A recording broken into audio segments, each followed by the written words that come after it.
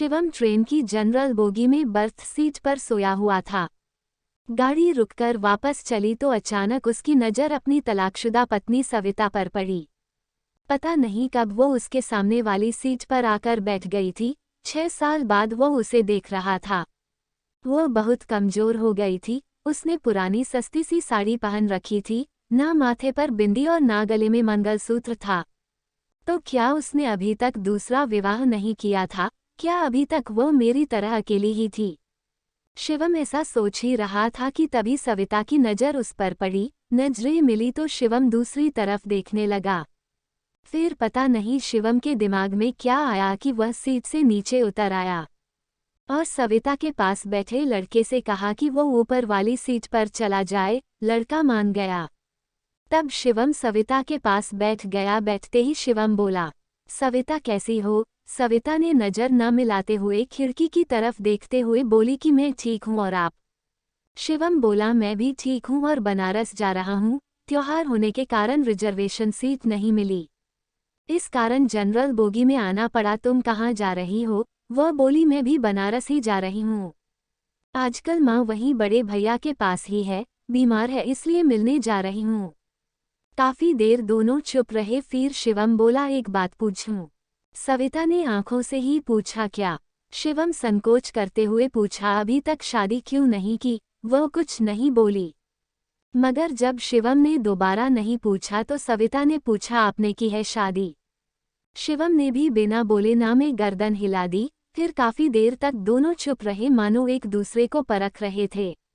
डिब्बे में कुल्फी बेचने वाला आ गया था। शिवम बोला, खाओगी? सविता ने ना में सिर हिला दिया।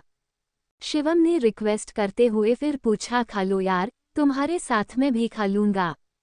जानता हूँ तुम्हारी सबसे बड़ी कमजोरी कुल्फी है। वह थोड़ा मुस्कुराई तो शिवम ने महसूस किया कि वह अपनी आंखों से बहने वाली आंसुओं को समेटने का प्रयास कर रही है। 5 साल उसके साथ रहा था। जब वो अपने आंसुओं को समेटने का प्रयास करती थी तो ऐसे ही मुस्कुराया करती थी। शिवम दूसरी तरफ देखने लगा तो सविता चुपके से अपनी आंसुओं को पूछने लगी। फिर वह सहज होकर बोली, एक शर्त पर खाऊंगी। शिवम बोल, क्या शर्त है? तो सविता बोली, पैसे मैं दूंगी। शिवम कुछ नहीं बोला। फिर सविता ने 2 कुल्फियां खरीद ली और एक कुल्फी शिवम को देते हुए बोली, अब मैं भी कमाने लगी हूँ। एक प्राइवेट स्कूल में पढ़ाती हूँ, महीने के 10,000 मिलते हैं। कुल्फी खाते हुए शिवम बोला, तलाक के समय कोर्ट के आदेश पर मैं तुम्हें 30 लाख रुपए दे तो रहा था।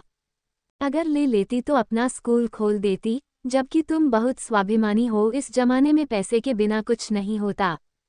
वो हंसकर बोली, अगर ले लेती तो अपनी जमीर को क्या जवाब देती? तो ये जमीर रोज कहता कि जिसे छोड़कर आई हो उसी के सहारे पल रही हो। शिवम बोला, तुम बहुत अच्छी हो, मासूम हो। यह एहसास तुमसे तलाक लेने के बाद मुझे हुआ। तुम यकीन नहीं करोगी, मैं बहुत बदल गया हूँ। पीना बिल्कुल छोड़ दिया है, गुस्सा बिल्कुल नहीं करता। अब मैं किसी को नीचा दिखाने की कोशिश भी नहीं करता। जो तुम्हें बहुत बुरा लगता था वह सब बुरी आदतें मैंने छोड़ दी है। वो उदास होकर बोली, अब क्या फ़ायदा? जब मैं मना किया करती थी तब आप मेरे एक भी बात नहीं सुनते थे। आपके कारण मैं हमेशा टेंशन में रहती थी। इसी कारण मुझे 2 बार गर्भपात भी हुआ, वरना आज मेरे भी 2 बच्चे होते। एक 7 साल का हो गया होता और दूसरा 5 साल का होता। कहकर वह रो पड़ी। बच्चों की बात पता चली तो शिवम के भी आंखों में आंसू आ गए, लेकिन वह पुरुष था तो आंसुओं को पलकों तक पहुंचने से पहले ही पी गया और बोला, कभी कभी लगता है मैं बहुत बेकार आदमी हूँ। मैंने कभी रिश्तों की कदर नहीं की, उसी की सजा झेल रहा हूँ। आज बिल्कुल अकेला हो गया हूँ, अब माँ भी नहीं रही।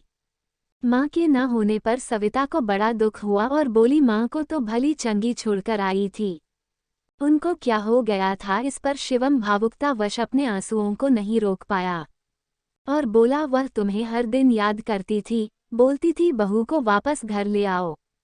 मैं उन्हें कैसे समझता कि तलाक के बाद बहुएं वापस घर नहीं आते। फिर दोनों के बीच चुप्पी छा गई। बनारस आ गया था, स्टेशन आने वाला था। शिवम बोला, वापस कब जाओगी? सविता बोली, आज रात यही रुकूंगी, कल की सुबह की ट्रेन से वापस जाऊंगी। फिर वही खड़ी हो गई। शिवम भी खड़ा हो गया और पूछा कितने बजे वाली ट्रेन से वापस जाओगी। सविता बोली हम गरीब लोग हैं, रिजर्वेशन नहीं करा पाते हैं, जनरल डब्बे में सफ़र करते हैं, इसलिए जो भी ट्रेन मिलती है टिकट लेकर चढ़ जाते हैं। इतना कहकर वह नीचे उतर गई। शिवम अपना सूटकेस संभालता हुआ उसके पीछे लपका और बोला अगर मैं रिजर्वेशन की 2 टिकट ले लूं तो मुझे पता है कि तुम मेरे साथ नहीं चलोगी, लेकिन मैं तुम्हारे साथ सफ़र करना चाहता हूँ, जनरल में ही चलूंगा, बताओ कितने बजे यहाँ मिलेगी। सविता ऑटो में बैठी हुई बोली 9 बजे यहाँ मिलूंगी। फिर उसके देखते देखते ऑटो आंखों से ओझल हो गया। शिवम बनारस 2 दिन के लिए आया था, मगर सविता का साथ पाने के लिए उसने अपना शेड्यूल बदल दिया। उसने जल्दी से अपने बिजनेस का काम पूरा किया और अगले दिन सुबह 8:30 बजे ही स्टेशन आ गया। सविता 9 की जगह 10 बजे स्टेशन पहुंची और बोली आप अभी तक यहीं पर हो, मैं सोच रही थी कि आप चले गए होंगे। सविता बहुत खुश थी, बोली माँ अब बिल्कुल ठीक है। शिवम बोला मैं तुम्हारा भी टिकट ले आया हूँ, अब 50 रुपये के टिकट के लिए कुछ मत कहना। सविता हंसते हुए बोली अभी ट्रेन आने में आधा घंटा है, चलो तब तक कुल्फी खाते हैं, पैसे मैं दे दूंगी, हिसाब बराबर हो जाएगा। इतना कहकर वह फिर मुस्कुरा दी। वह जब भी मुस्कुराती थी शिवम की नज़र उसके चेहरे पर ठहर जाती थी। फिर दोनों ने कुल्फी खाए और तब तक ट्रेन आ गई और फिर से एक नया सफ़र शुरू हो गया। मगर इस सफ़र में कुछ खास था। शिवम कुछ कहने के लिए तिल मिला रहा था, मगर डर भी रहा था कि वह मना कर देगी तो। शिवम नोटिस कर रहा था कि सविता बड़े भाई के घर से नई साड़ी पहनकर आई थी। वह बहुत सुंदर लग रही थी। खिड़की से आ रही ठंडी हवा के झोंके से सविता के ललाट पर लटका बालों की एक लड़ी झूम उठती थी।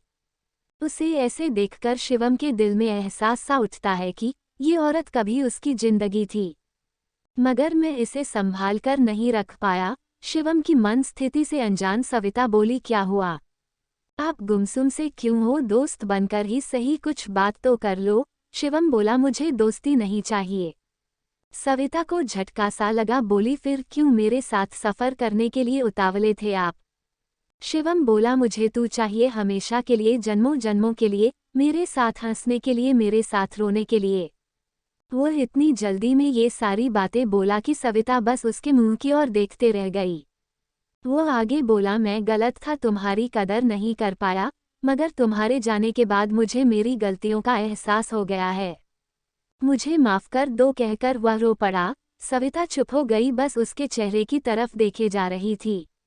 शिवम उसके दोनों हाथ पकड़कर बोला मुझे माफ़ कर दे यार, मैं वादा करता हूँ अब कभी तुम्हारे आंसुओं की वजह से नहीं बनूंगा, तू जो कहेगी वही करूंगा, प्लीज़ लौटा। सविता ने माथे की साड़ी थोड़ी सी पीछे सरकारी और बोली इधर देखिए ज़रा। शिवम ने देखा सविता ने मांग भर रखी थी।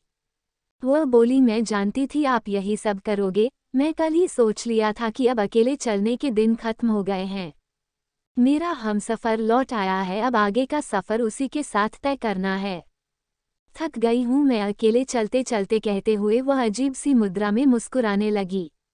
शिवम बोला मैं जानता हूँ जब तेरा दिल रोने को होता है तब तुम ऐसे ही मुस्कुराती है, मत रोक इन आंसुओं को, इन्हें बह जाने दे, दिल हल्का हो जाएगा। इतना सुनते ही सविता का संयम जवाब दे गया। वह जोर जोर से रोने लगी। पूरे डब्बे के लोग उन्हें देखने लगे, मगर सविता ने लोगों की परवाह नहीं की। वह शिवम के कंधे पर सर रखकर रोती रही। कुछ देर बाद सविता का गांव आ गया। गाड़ी कुछ पल रुकी फिर चल पड़ी। सविता को अब वहां उतरना ही नहीं था। जिंदगी में एक नया सफ़र फिर से शुरू हो गया। अब उसकी मंजिल मायका नहीं पिया का घर था, जो बरसों से उसके लौटने का इंतजार कर रहा था। वह अब भी शिवम के कंधे पर सर रखी थी, आंखें बंद कर मंद मंद मुस्कुरा रही थी, एक मासूम बच्चे की तरह। तो दोस्तों ये थी हमारी आज की कहानी। आशा है आपको पसंद आई होगी। आपका क्या कहना है इस कहानी के बारे में कमेंट करके हमें ज़रूर बताएं। वीडियो को लाइक करके चैनल को सब्सक्राइब कर लीजिए और साथ में घंटी को दबाकर ऑल पर सेट कर ले, ताकि आने वाली वीडियो आपको तुरंत मिल सके। मुझे दीजिए इजाज़त, मिलते हैं फिर एक नई कहानी के साथ, तब तक के लिए धन्यवाद।